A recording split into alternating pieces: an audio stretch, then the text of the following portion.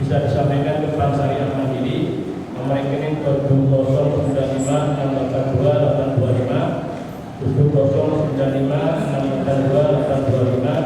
atas nama Haji Rudianto dan Edi Yunandria, atau bisa menghubungi pengurus setelah kajian. Kemudian barangkali nanti ada waktu, kalau misalnya ada pertanyaan atau revisi bisa disampaikan secara tertulis. Itu saja yang bisa kami sampaikan. Wabillahi taufiq wal hidayah. Wassalamualaikum warahmatullahi wabarakatuh.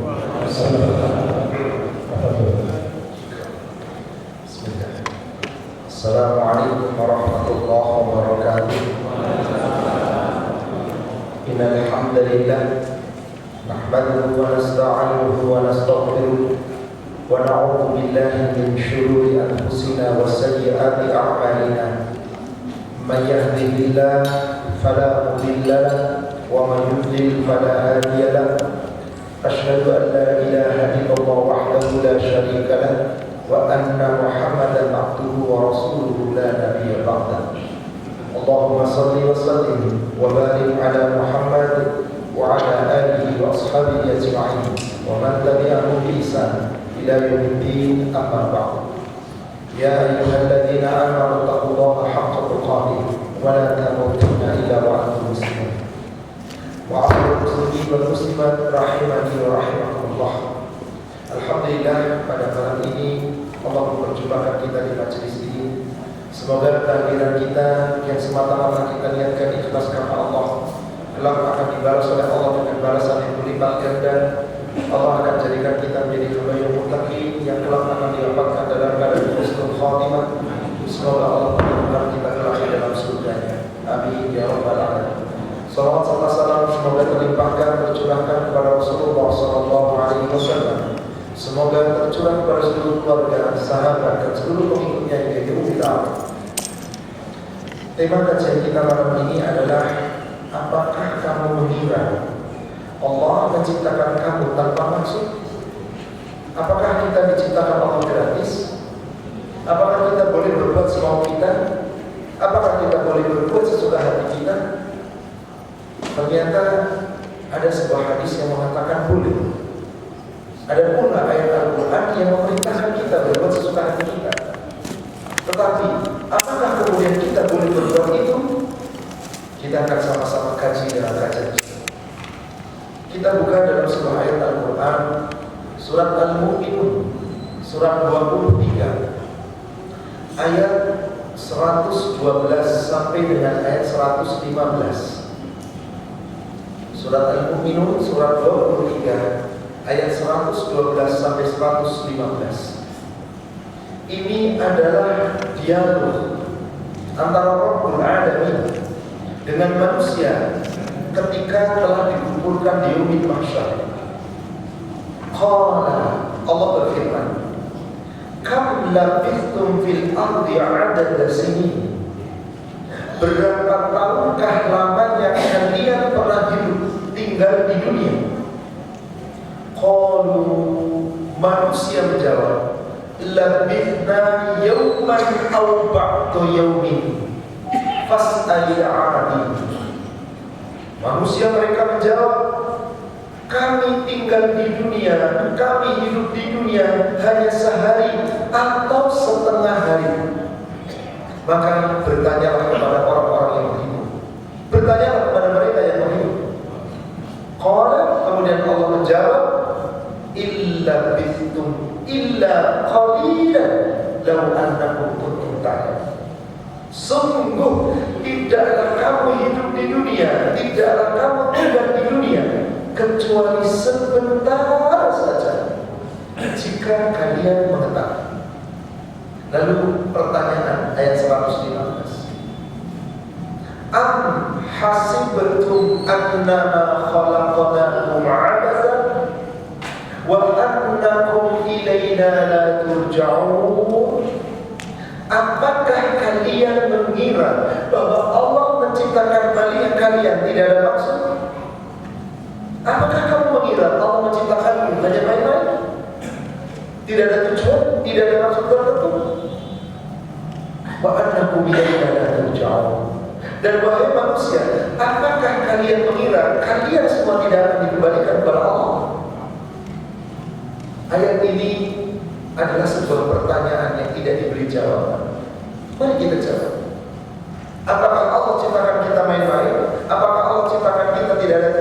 seterserah kita mau berbuat sesuka hati kita. Ternyata ada ayat yang mengatakan, ya silakan Anda berbuat sesuka hati Anda.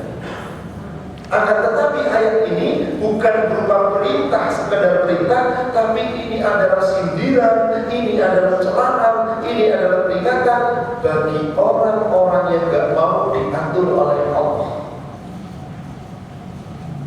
Menurut ayat tadi Bapak Ibu, berapa tahun namanya kita hidup di dunia? Bapak Ibu, siapa yang paling sepuh di sini? Sudah berapa puluh tahun hidup di dunia? Mungkin ada yang 60 tahun, mungkin ada yang 70 tahun. Tapi mengatakan di akhirat cuma berapa? Sehari, gak sampai bahkan setengah hari. Bahkan dijawab oleh Allah, sedikit kamu tinggal di dunia, sebentar, gak sampai setengah hari. Ya, gak sampai setengah hari. Lalu mau main-main dengan dunia, padahal ada hari yang begitu panjang, yaumul akhir yang begitu panjang, yang tidak ada satupun manusia akan luput dari pertanggungjawaban. Bayangkan Bapak Ibu, jika kita punya masalah di dunia, katakanlah masalah berkaitan dengan pekerjaan, masalah dengan keuangan, masalah dengan urusan tuduh-menuduh dan seterusnya, lalu kita dipanggil oleh polisi, diinterogasi di ruang polisi, seharian penuh ditanya 30 pertanyaan, stres atau tidak? Sehari aja 30 pertanyaan, mungkin dari jam 8 pagi sampai jam 8 malam, 12 jam.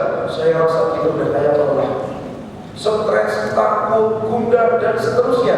Demi Allah, tidak bergeser kami seorang hamba dia di masa sebelum selesai semua pertanyaan.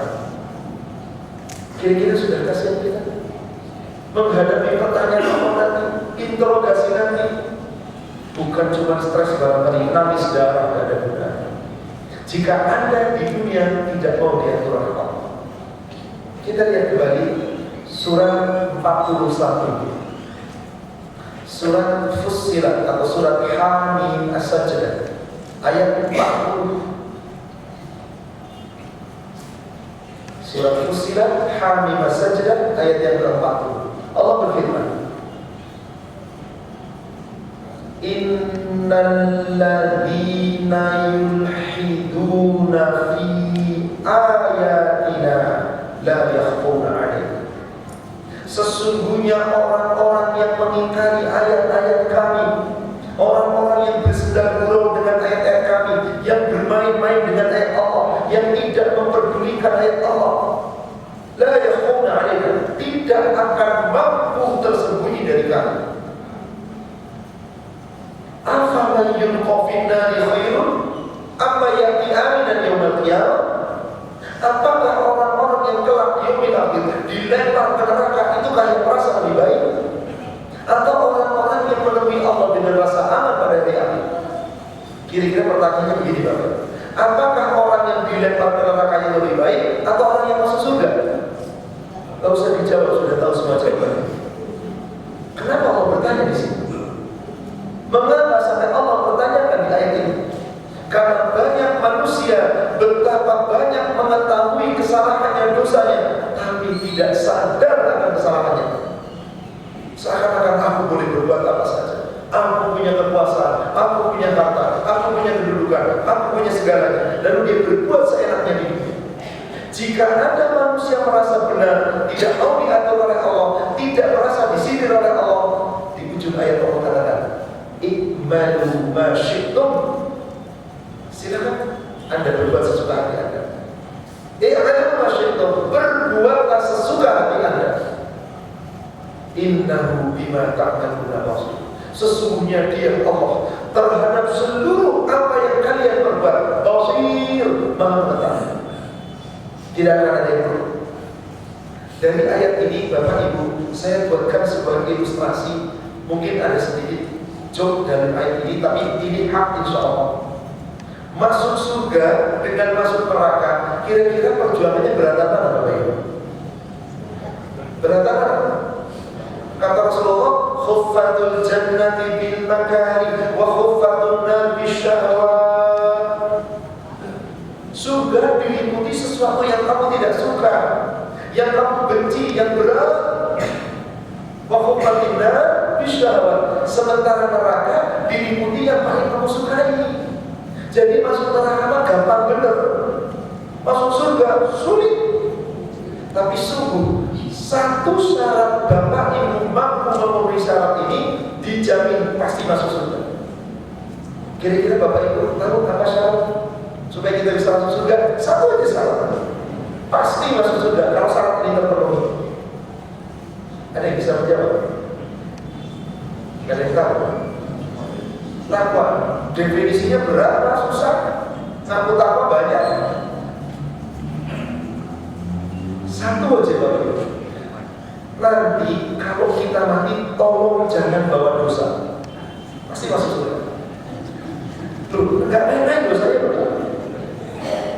Loh, Rasulullah mati bawa dosa nggak? Beliau sudah dijamin oleh Allah. Di surat Al-Fat, surat 48, ayat 2, ayat 3, itu jaminan Rasul nggak bawa dosa. Sudah diampuni yang lalu dan yang akan datang. Sekarang kita ada yang menjamin nggak bawa dosa? Kalau pengen masuk surga, tolong jangan bawa dosa. Satu syarat. Ada yang mampu Bapak Ibu? Kok mampu loh Pak, Bapak ngabur, mana ada orang nggak bawa dosa? Kalau Rasul maksum. Oke, kalau begitu ada satu syarat tadi. Anda mampu syarat ini terpenuhi, Anda bisa masuk surga. Bapak Ibu, apa sih penyebabnya terjadi dosa itu? Karena sebuah perbuatan manusia yang melanggar aturan Allah, betul? Maka jadilah dosa. Sebetulnya manusia mau berbuat sesuka hati, yang mau bermaksiat silakan, yang mau korupsi silakan, yang mau berzina silakan, yang mau nikmat, yang nggak mau sholat, nggak mau ngaji, nggak boleh silakan. Masih punya kans masuk surga nggak? Masih, asal satu syarat ini terpenuhi. Jangan sampai perbuatan dosa Anda dilihat Allah. Ini serius Bapak Ibu. Jangan sampai ketahuan oleh Allah. Kalau Anda bermaksiat, Anda korupsi, Anda zalim, nggak kelihatan Allah, aman. Aman apa enggak? Lah buktinya di negara kita Pak, korupsi nggak bakal dikatakan koruptor kalau nggak datang ke KPK loh. Aman. Di KPK kan manusia, pada Allah sudah tahu Allah melihat Anda kok masih nekat. Nah, silakan. Apakah Allah ciptakan Anda baik-baik? Apakah kita diciptakan Allah boleh bebas kita memilih? Berbuat seenak hati kita? Ayat tadi menjadi teguran kita. I'malu ma syi'tum. Berbuatlah sesuka hati kamu. Innahu bima ta'maluna basir. Tapi sungguh Dia Allah mengetahui apa yang kalian perbuat. Karena Allah mengetahui apa yang kita perbuat, apakah kita mau berbuat seenak kita atau harus sesuai aturan? Allah ciptakan kita gak gratis. Allah ciptakan kita gak sembarangan. Tidak kita jadi, terserah kita memilih, lalu seenaknya kita berbuat. Tidak. Yang Anda berbuat seenaknya, resiko Anda yang menanggung. Resiko Anda yang menanggung. Maka Rasulullah SAW berpesan kepada kita melalui sebuah hadis yang diriwayatkan oleh Imam Bukhari dan Muslim dari sahabat Abdullah bin Umar. Rasul bersabda, al-haya'u minal iman. Malu itu adalah sebagian dari iman. Bagaimana kalau ada orang gak punya malu, gak merasa malu? Ya terserah. Anda gak takut sama Allah, ya terus silakan. Hadis yang lain yang diriwayatkan oleh Imam Bukhari dari sahabat Abdullah bin Mas'ud, Rasulullah SAW telah bersabda, inna mimma adrakan nasi min kalamin nubuwatil ula idza lam tashtahi fasna' ma syi'ta. Sesungguhnya yang didapati oleh manusia, umat para nabi-nabi sejak zaman dahulu, Nabi berkata kepada kaumnya, wahai kaumku, jika kalian tidak punya rasa malu, perbuatlah sesuka hati. Boleh Bapak Ibu berbuat sesuka hati kita? Ini hadisnya boleh kok. Itu tadi ayatnya Imam Masyi'tum. Betul. Tapi sesungguhnya hadis ini, ayat tadi adalah sindiran Allah kepada kita yang mengaku hamba Allah, yang mengaku umat muslim, tetapi berlaku semena-mena sebagaimana orang-orang kafir. Maka supaya kita tidak berlaku semena-mena, mari kita berpikir Bapak Ibu. Hidup itu kita akan merasakan kehidupan 3 kali. Kehidupan alam dunia, kehidupan alam kubur, alam barzakh, kehidupan alam akhirat. Satu kehidupan sebelumnya, alam rahim, kita tidak merasakan apa-apa. Itu hanya kehidupan alam ruh ketika bersatunya dengan jasad. Siapa yang ingin sukses dalam kehidupan dunia, sukses dalam kehidupan di alam kubur, sukses di kehidupan akhirat, turuti aturan Allah. Jangan semena-mena dengan kita hanya sebentar. Bayangkan Pak, kita hidup di dunia hanya sebentar dibandingkan dengan kita dikubur berapa lama? Lebih lama mana Pak? Di kuburan kita dengan di dunia kita. Kuburan ribuan tahun bawah. Dibandingkan di yaumil akhir berapa lama? Mana yang lebih lama? Yaumil akhir. Kalau begitu yaumil akhir dengan dunia, mana yang penting? Mana yang harus kita lakukan? Berjuang sungguh-sungguh untuk mendapatkan bahagia dunia atau bahagia akhirat? Pada kenyataannya, karena manusia menganggap Allah ciptakan kita main. Padahal betapa sebentar kita hidup di dunia. Bahkan sesaat Allah katakan. Surat 79, surat An-Nazi'ah, dari ayat ketiga ke-42 sampai ayat 46. Ketika orang-orang kafir bertanya kepada Rasulullah SAW tentang kapan terjadinya kiamat. Yas'alunaka 'anis sa'ati ayyana mursaha. Mereka bertanya kepada wahai Muhammad tentang hari as-sa'ah, hari kiamat. Kapankah gerangan terjadinya kiamat? Fima anta min dhikrah. Siapa kamu wahai Muhammad? Untuk apa kamu menjelaskannya? Innama anta mundhiru man yakhsha. Sesungguhnya kamu wahai Muhammad hanyalah pemberi peringatan kepada orang-orang yang yakhsha, yang takut kepada Allah. Nanti kata Allah, ka'annahum yawma yarawnaha lam yalbasuna illa 'ashiyatan aw duhaha. Ketika manusia menghadapi dahsyatnya hari kiamat, hari ketika dibangkitkan, saking dahsyatnya hari itu, saking ngerinya hari itu, manusia mengira seakan-akan tidak pernah hidup di dunia kecuali sesaat di waktu sore atau di waktu pagi. Sesaat itu. Hidup di dunia begitu sesaat, kita tergolong-golong meraih dunia, akhiratnya abadi, lalu kita cuekin. Anda merasa boleh berbuat semena-mena di dunia? Demi Allah tidak. Orang-orang yang melalaikan akhiratnya gara-gara tersibukkan dengan dunianya pasti menyesal. Kenapa Allah katakan hidup kita di dunia hanya sesaat? Karena panjangnya ukuran nilai, ukuran hari di dunia dengan panjangnya waktu ukuran hari di akhirat sama atau tidak? Berapa perbandingan kehidupan dunia dengan akhirat? Satu hari di akhirat kira-kira perbandingannya berapa? Di surat 32, surat As-Sajdah ayat ke-5, Allah sebutkan ayat itu. Yudabbirul amra minas samai ilal ardh summa ya'ruju ilayhi fi yawmin kana miqdaruhu alfasanatin mimma ta'udun. Dia Allah mengutus para malaikat mengambil urusan dari langit turun ke dunia, diangkat kembali urusan itu oleh malaikat ke atas langit, dan itu hanya diselesaikan fi yaumin dalam waktu satu hari. Karena miqdaruhu alfasanatin mimma ta'udun. Yang satu hari di sisi Allah menurut perhitunganmu sama dengan 1000 tahun. Lalu ada orang mengatakan, yang penting saya sudah mengucapkan syahadat la ilaha illallah wa asyhadu anna Muhammadar Rasulullah. Kan juga pasti ujung-ujungnya masuk surga juga, walaupun di neraka dulu, paling berapa hari.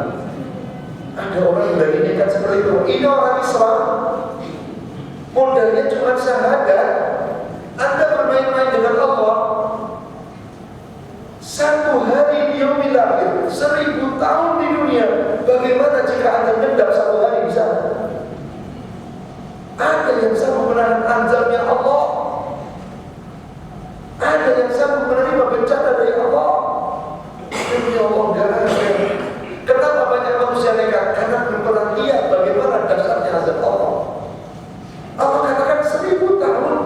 Berarti hidup kita di dunia dibandingkan di akhirat sebentar atau sesaat. Sebentar masih lumayan, kalau sesaat, ternyata Allah katakan sesaat. Seperti apa sesaat itu? Lihat surat 10 Bapak Ibu. Surat Yunus ayat yang ke-45.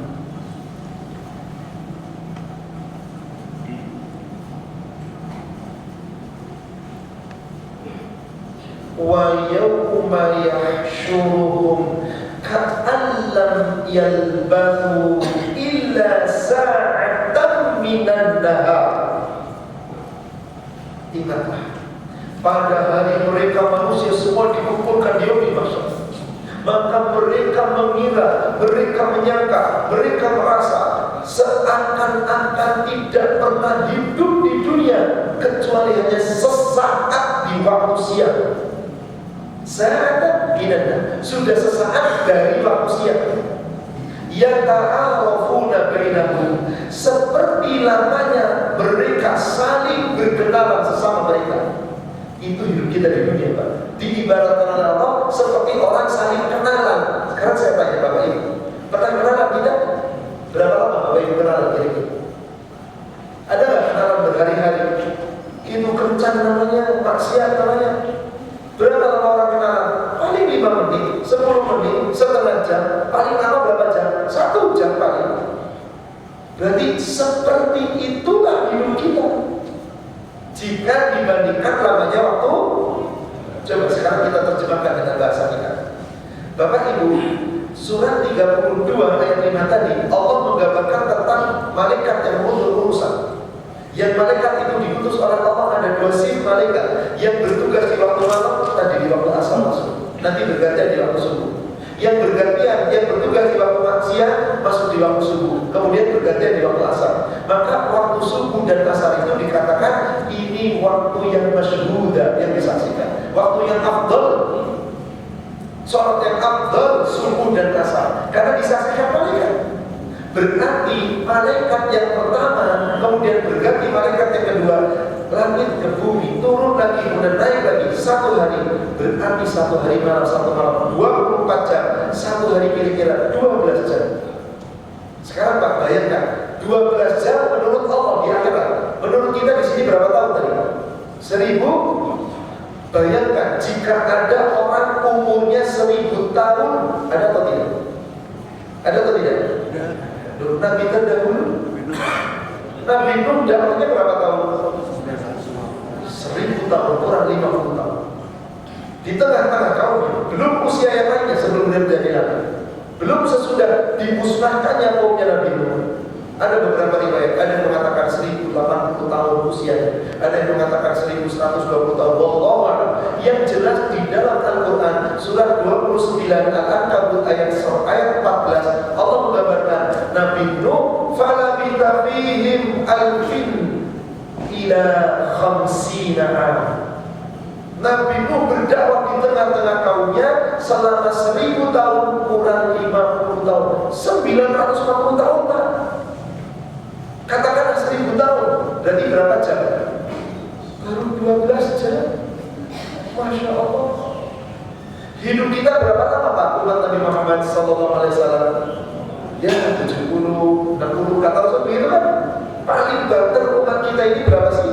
100 saja dengan mampu apa-apa sudah loyo kebanyakan Pak. Jadi jika ada umat Nabi Muhammad SAW hidupnya 100 tahun di dunia, berapa lama menurut akhirat? 1,2 jam, 70 menit Pak. Itu jika 100 tahun loh. Jika umurnya 50 tahun, setengah jam.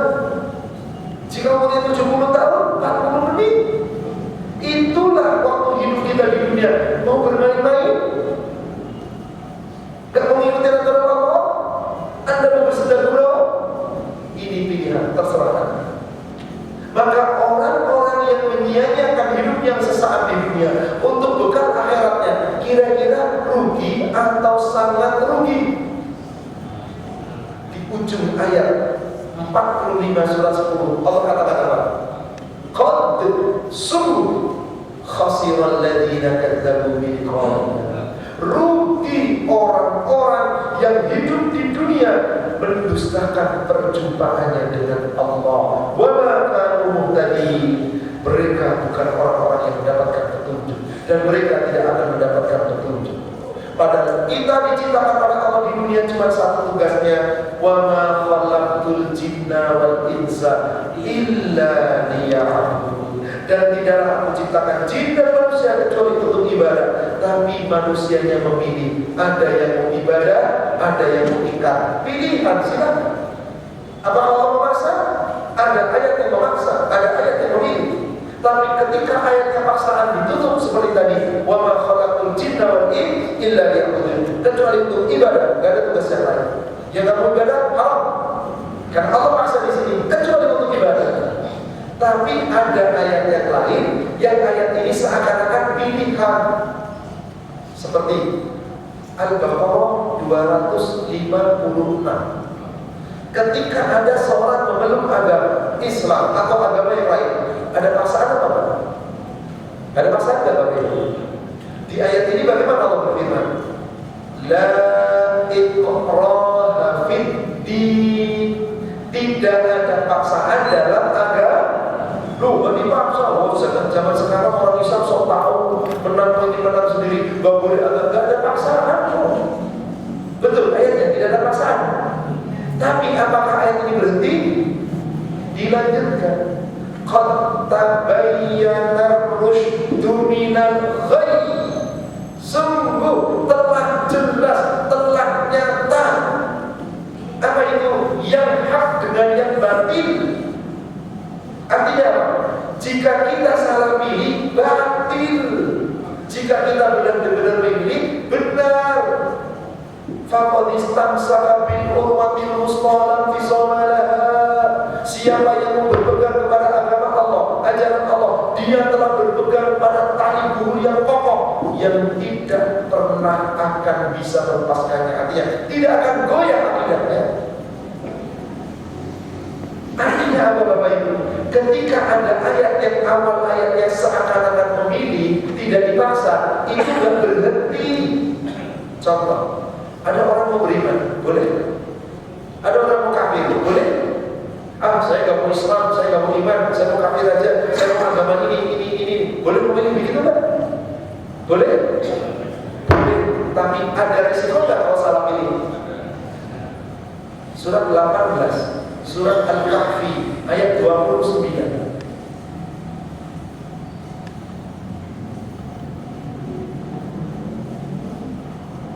Surat Al-Kahfi ayat 29. Allah berfirman, wa qulil haqqu min rabbikum, dan katakanlah al-haq min rabbikum, kebenaran yang hak hanya dari Allah Rabb. Faman syaa'a falyu'min wa man syaa'a falyakfur. Maka barang siapa yang mau beriman, silakan. Wa man syaa'a falyakfur. Siapa yang mau kufur, mau ingkar, silakan. Boleh pilih Bapak Ibu? Boleh, enak banget ayatnya ini. Tapi ayat ini belum berhenti. Ayat ini nggak boleh dipenggal, masih dilanjutkan. Inna a'tadna lidh-dhalimina nara ahata bihim suradiquha. Sungguh kami telah menyediakan untuk orang-orang yang tidak memilih iman, memilihnya kufur, memilihnya ingkar, berarti dia zalim. Allah sediakan neraka yang gejolak panasnya neraka mengepung mereka. Wa iyastaghisu yughasu bima. Dan apabila mereka di dalam neraka haus lalu minta pertolongan, meminta kepada Allah, beristighatsah untuk minta air minum, yughasu bima, Allah kabulkan air minum itu diberi. Apa itu air minumnya? Kalmuhl yashwil wujuh.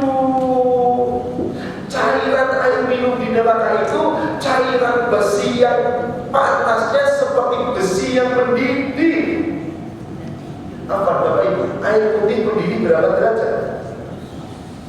Ada yang berani minum air putih mendidih? Apa yang terjadi kira-kira? Air minum yang orang penduduk neraka apa itu? Cairan besi mendidih. Allahu Akbar. Ada yang mampu, tapi betapa banyak manusia di dunia seperti hati. Dia mengaku syahadat, berjanji pada Allah, diperjualbelikan perjanjiannya dengan Allah, lalu merasa seakan-akan saya boleh berbuat sesuka hati saya. Padahal Allah telah berikan pilihan. Anda iman, benar pilihannya surga. Anda durhaka, pilih kufur, Anda zalim, neraka. Silakan. Allah sediakan neraka yang panasnya mengampu mereka. Minuman yang Allah akan berikan adalah cairan seperti besi yang berdiri.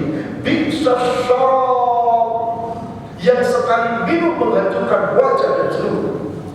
Wasa'at murtafaqah. Itu 10 tempat kebahagiaan. Adakah pilihan? Tidak. Cuma satu pilihannya, taqwallah. Anda salah pilih, resiko Anda. Berarti orang-orang yang menyia-nyiakan hidupnya di dunia, yang sesaat kemudian dia jual akidahnya hanya untuk meraih dunia, lalu ditinggalkan surganya. Kira-kira orang ini orang yang bodoh atau bodoh banget ya Bapak Ibu? Bodoh banget. Tapi betapa banyak manusia tidak sabar dalam menjalankan aturan Allah, tidak sabar dalam menjalankan perintah Allah, tidak sabar gara-gara apa? Terkontaminasi dengan nikmatnya dunia, terlalaikan dengan nikmatnya dunia. Maka Rasulullah berpesan kepada seorang sahabat, Abdullah bin Umar atau Ibnu Umar, suatu ketika dipegang kedua bahunya oleh Rasulullah, dan hadis ini sahih riwayat Imam Bukhari. Akhadha Rasulullah sallallahu alaihi wasallam mimman kibaiya. Rasulullah memegang kedua bahu saya. Kemudian Rasulullah bersabda, "Ya ghulam, kun fid dunya ka'annaka gharib aw 'abiru sabil." Wahai anak muda, jadilah kamu hidup di dunia seperti orang yang asing, atau jadilah kamu hidup di dunia seperti orang yang sedang dalam sabil, orang yang sedang dalam perjalanan, yang sesaat mampir di perjalanan.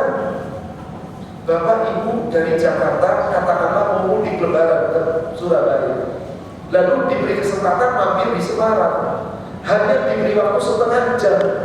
Silakan isi bensin, silakan belanja makanan, belanja minuman, yang mau buang kotoran, silakan yang mau cuci muka, silakan bereskan. Nanti dari Semarang ke Surabaya gak ada perjalanan, berjalan terus. Kira-kira waktu yang setengah jam untuk apa? Santai-santai, main-main, atau harus betul-betul dipersiapkan? Ada orang tujuannya Semarang Surabaya, di Semarang berhenti setengah jam, ada hiburan, asik nonton hiburan. Waktunya habis setengah jam, harus berangkat, mobil bensinnya kosong, perbekalan gak ada, belum buang kotoran, belum buang air besar, dalam keadaan ngantuk. Kira-kira gimana? Sampai tujuan apa enggak? Sampai tapi nggak tahu apa yang bisa.